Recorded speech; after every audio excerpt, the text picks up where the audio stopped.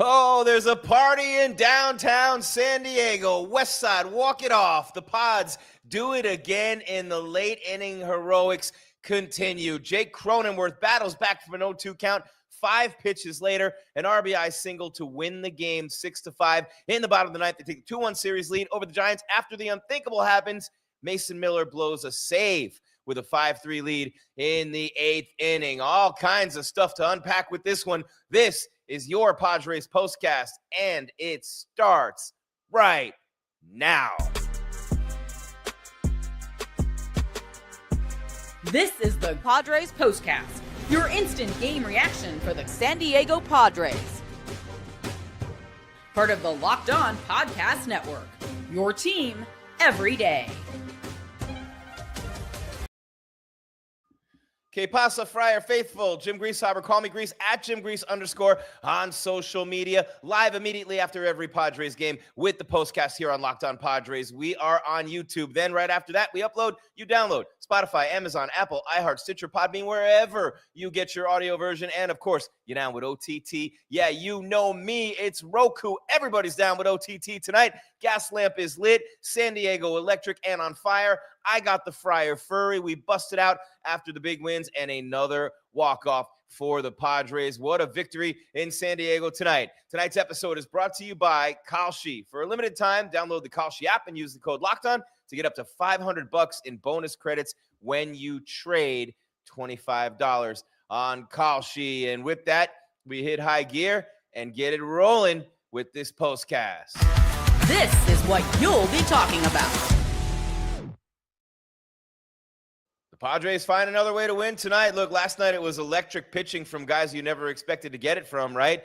Great job last night by Bradley and by Yuki Matsui and, of course, by German Marquez. They were incredible, and the Padres did enough offensively to make that work last night. And tonight, a little bit different. They had the lead most of the game. You're looking like, man, it's really good. You set it up, brought in Morejon maybe a little bit early, and then you burn him. Estrada gets ripped in the 8th inning. Miller comes in, gets 2 quick outs. He's looking at the 5-out save. And, oh, my God, did Mason Miller blow a save? He gave up a 2-run double. It's 5-5, and it's a tie game heading to the bottom of the 8th inning. And, of course, the Padres don't score the 8th, and the Giants don't score in the 9th because it's set up for the Padres to win. West Side walk it off in the 9th. Xander Bogaerts leads off with a double. Jake Cronenworth eventually drives him in with the RBI single. All kinds of stuff to go through with that one, but a beautiful, beautiful job by the Padres. It wasn't stress-free. You know, they had to go through that bullpen and bend but not break tonight. And the one guy you never expect, I mean, look, Mason Miller, 69 appearances in 2 seasons with the Padres, not even 2 full seasons, right? Obviously, not a full season last year, not a full season this year. But listen to this, guys. Mason Miller, the Reaper. Give me the Reaper. Mason Miller, 69th appearance tonight for the Pods, only his 2nd blown save. First one of the year this year. He was 28 for 28. So what does he do?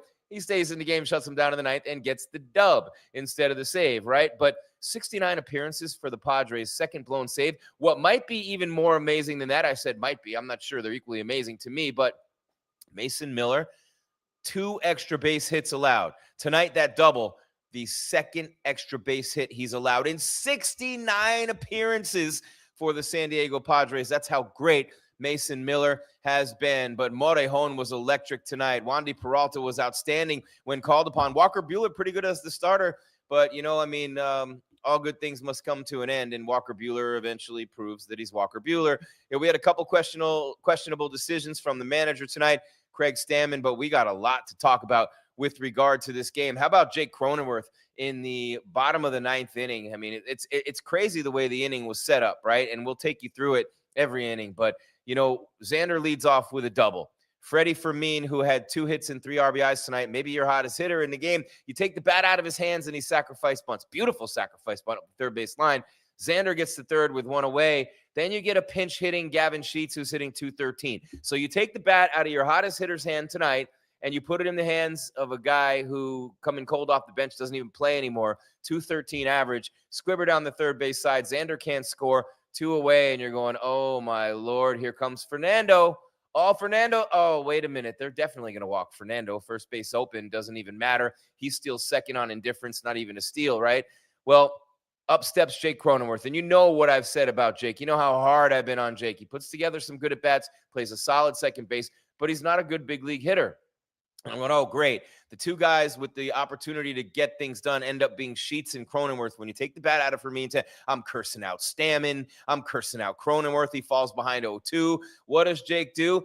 And look, Smith, the reliever for the Giants, I mean, just a horrible job. Doesn't throw one pitch out of the zone. And his catcher, Susak's blocking everything in the dirt, right? Doesn't throw one in the dirt. Doesn't throw one high and wide. Nothing. Every single pitch, 5 in a row, are strikes in the zone. Jake fouls him off. And on the 5th one, loops one into center. Game over. 2-1 series lead for the Pods. Beautiful, beautiful job by Cronenworth, just fighting and battling and scratching and clawing. And, you know, he's had the concussion this year. He's had a tough go of it offensively. Been a tough season for him overall. He's had guys like me, idiots who don't even play the game, on his case all year long. You know what I'm saying? And deservedly so, even though we don't play. I mean, we call him like we see him, and we can only do our jobs the way he does his. We hope we do our jobs the way he did his tonight, though. Walking it off for the Padres. They have the 3rd most walk-off wins in the league now. I just thought that was an amazing job by Jake Cronenworth. You know, I mean, it was really nice to see, and we will take you through the scoring right now. Don't forget the box score coming up. We'll give you who did what, and of course the player of the game, the X factor, who fudged up, the second guess, all those things still coming your way. And we get you ready for tomorrow when reporters clock, producers jock. They want to be down with the king. Michael King on the mound going for the 3-1 series win. How important is this? You entered the night a game back in the wild card, and we'll update the standings as well. You got the D-bags for 4 starting Monday in Phoenix. And it's 115 degrees in Phoenix right now. And you got a 4-gamer against the D-bags. Thankfully, the stadium has a roof. And yes, I said D-bags. You didn't hear me wrong. And look, come on, man. They're in the wild card hunt too. Phillies are imploding. D-backs right there. They've been good. And so a big, big series coming up against Arizona. Got to finish this homestand with the win tomorrow. And, you know, that would be 5 out of 6. Again, we talked about it. The little kids on the playground in the NL West, you got to bully the little kids on the playground when they ask for it. They're coming into your yard, and you need these wins. You know, you can have empathy, you can have sympathy all you want, but you need to stomp them out when you get the chance. And the Padres are doing that in this series right now after losing the opener against a red hot to the top. He is red hot pitcher in Robbie Ray. We've talked about him all weekend. That's enough about him. 2 wins in a row for the Pods. They have been very, very good lately. They sweep the Marlins. They sweep the Rockies. Now 2 out of 3 so far against the little people from San Francisco. Let's take you through how it happened, shall we? A beautiful night at Sold Out Petco. What else is new? Beautiful stadium, sold out again. Walker Buehler, anyone? Man, gets in the first inning, gives up a leadoff single, but no damage done there. Padres take the early lead, bottom of the first inning. After Fernando strikes out, Cronenworth strikes out. Here comes Manny. Why you bugging? Manny with the walk. Ty France, I see London. I see Viva la France. Singles to left. Manny goes to second. Up steps Jackson Merrill. And Action Jackson comes through with a 2-run double, scoring France and Machado, the double to left field.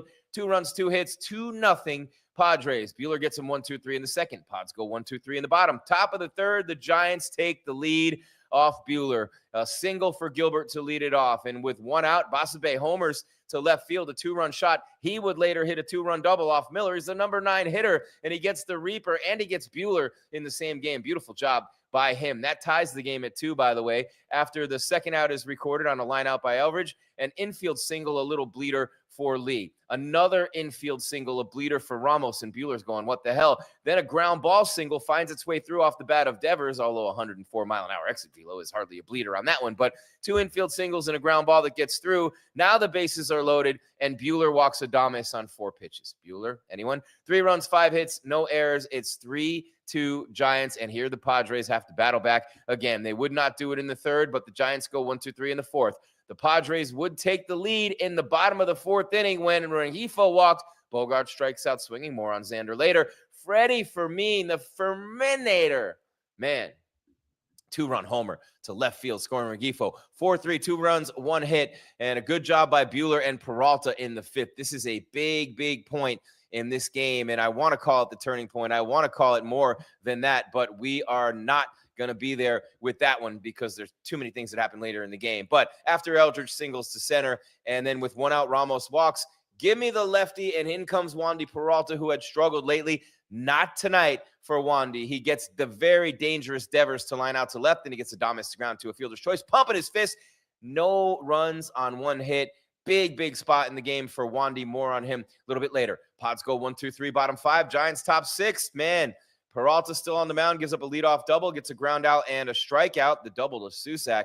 And then he gets Gilbert and Cost. Then give me the lefty. In comes Morejon. Little early in the game. Stammen drives me nuts with the Little League managing style. But, man, he brings in Morejon, gets the ground out. Petco's electric. And more on Morejon in a minute. He was phenomenal. Oh, my God, was he electric tonight. Anyway, bottom of the 6th, the Padres would score again. Freddy Fermin with a single to left field, scoring Xander Bogaerts with 2 outs, a huge 2-out RBI. Without that, they don't win the game. Without Freddy, obviously, the 2-run homer and that one. And later, the sacrifice bunt in the 9th. What a night for Freddy Fermin. Also caught the whole game, not for nothing, with all those pitchers and everything that went on back of the plate tonight. But, man, it was huge when Bogaerts singled with 2 outs and Wynn comes in, immediately balks.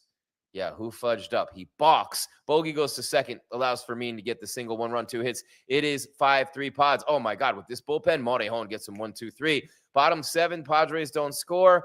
Top of the 8th, Jeremiah Estrada into the game. He's been great lately. I don't like this mixing it up, man. Morejon's got to be your setup guy with Adam out. He should have been in later in the game. It should have been Estrada earlier. Should have been, could have been, would have been. You know what I'm saying? But anyway, Estrada into the game, gives up a single immediately to Devers. Adames walks Devers to second. Susac singles. Bases loaded for Gilbert. He strikes out swinging. Big, big, big job by Estrada there to bounce back and do that. Stammen says, give me the Reaper. Mason Miller looking for a 5-out save. Gets McCray to strike out swinging. Then the double to Basabe, and Devers and Adames scored. What? Did my head just spin like The Exorcist, Linda Blair? Did the Reaper just blow a save? The second one in 69 appearances as a Padre. The first one of the year after 28 in a row. Yes, he did. 5-5, 2 runs, 3 hits. The runs were charged to Estrada, by the way. Padres don't score bottom 8. Giants don't score bottom 9. And then top 9, I should say. And then comes the bottom of the 9th. I'm late as can be for the break, and we will hit that on the other side. Why? Because it's the turning point. Obviously, we got the player of the game, we got the X Factor, we got the Who Fudged Up, we got the second guess, we got all that after a limited break brought to you by our friends at Amazon. I'm Grease. It's the Postcast, YouTube, live after every game. Then we upload, you download Spotify, Apple, iHeart, Stitcher, Podbean, wherever you get your audio version, and Roku. You down with OTT? Yeah, you know me. This whole party, this whole city. We could drive the whole city wild. Yes, we can. And it is that way tonight in the 619. We will be back with all the things we just talked about on the other side. Plus, Michael King goes for another big victory tomorrow. And that's the guy you definitely want on the mound. Grease, Padres Postcast, Locked On Padres, your team every day, and the #1 sports podcast network. Keep it right here.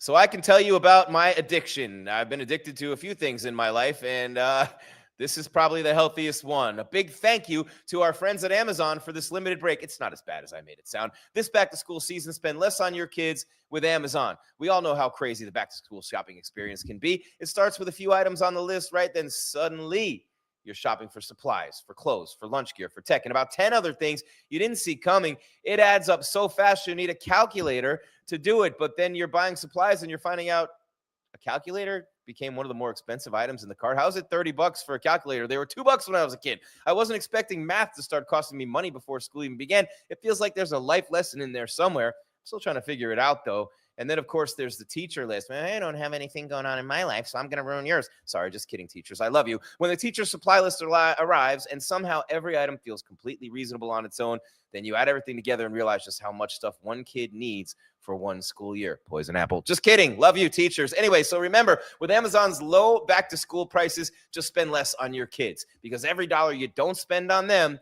is a dollar you haven't spent on them, and you already spent so much on them. Anyway, shop back to school at Amazon and spend less on your kids. I'm all for that. My son is a senior in high school right now, and I've been spending that grip all this time. But Amazon, thank you so much. And not just that, I get the groceries, I get everything, my supplements, clothes, you name it, I'm everything. Thank you, Amazon, for the limited break, and thank you for just being Amazon. Thank you, Jeff Bezos.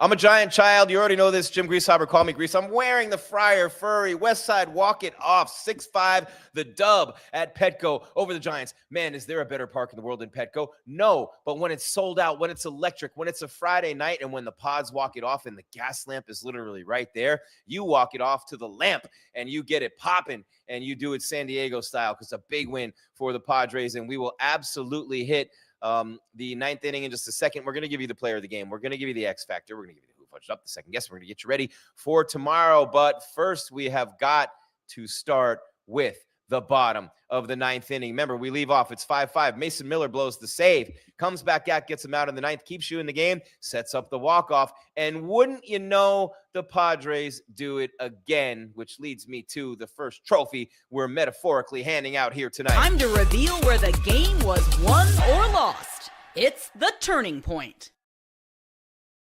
Unless you've been living under a rock, Jake Cronenworth with the at-bat, and he's been doing this a lot lately with the at-bats, but Xander Bogaerts leads off with a double. Bottom of the ninth inning, Petco going crazy. Freddy Fermin, your hottest hitter. No, don't bunt him. Well, I mean, you know, it's a beautiful bunt. You bunt him over to third. Bogey goes to third, one away, but Fermin had a couple of hits, 3 RBIs tonight. You're not there without him.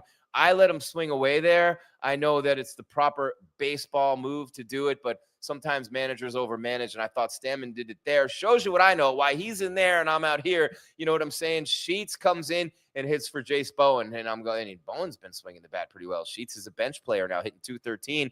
He nubs one down the third base line and gets thrown out. Xander can't score. Fernando comes up, and I'm going, oh, Fernando, and that was quick because you realize first base open. No way they're letting Fernando beat him there with Cronenworth on deck.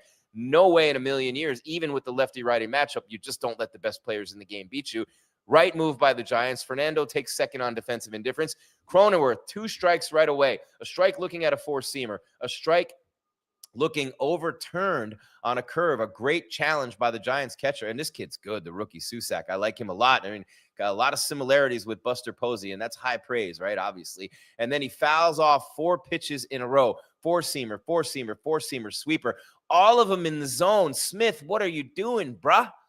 Throw one out of the zone. It's 0-2. You got to run around third. You can't be scared. Your catcher's blocking everything. And what does he do? Throws another one in the zone. This one right down the middle. Cronenworth, line drive, single to center field.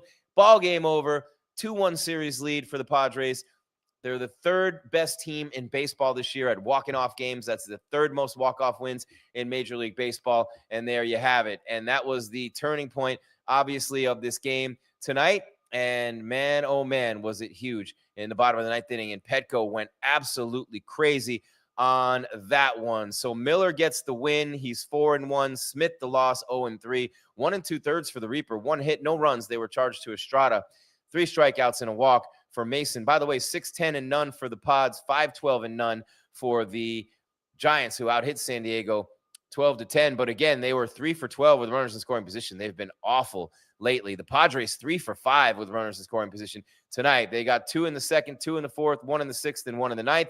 Giants got 3 in the third and 2 in the eighth. Fernando 0 for 4. Cronenworth 2 for 5 with the game-winning RBI.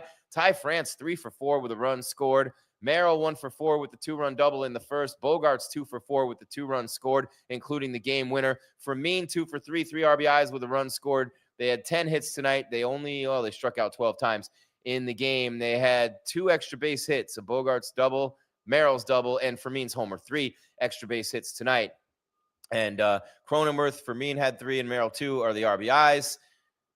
Song got caught stealing in the 8th after France led off with an infield single. Didn't like that one at all. Anyway, Buehler 4 1/3, 8 hits, 3 runs, all earned, 2 walks, a strikeout, a home run allowed, 79 pitches, and not a great start from Buehler, but not terrible, right? Wandy a scoreless inning in a third. Morejon a scoreless inning in a third. They were fantastic tonight. Estrada gets the hold, even though he gave up 2 earned runs on a hit that was allowed by Miller. A third of an inning, 2 hits and a walk allowed by Estrada, but he retired the last batter he faced, which was huge for Miller coming in. And, you know, it could have been even better, but 9 strikeouts total for the Padres, 12 hits allowed tonight. And that leads me to, and I'm going to do this first. It's time to reveal who made the biggest under-the-radar impact with today's X Factor.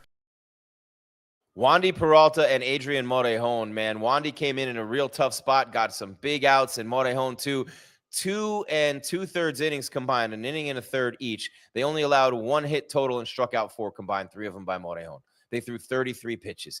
Great job by Peralta and Morejon. Give me the lefties out of the pen tonight. They were tremendous, which leads me to... This is the Locked On Player of the Game.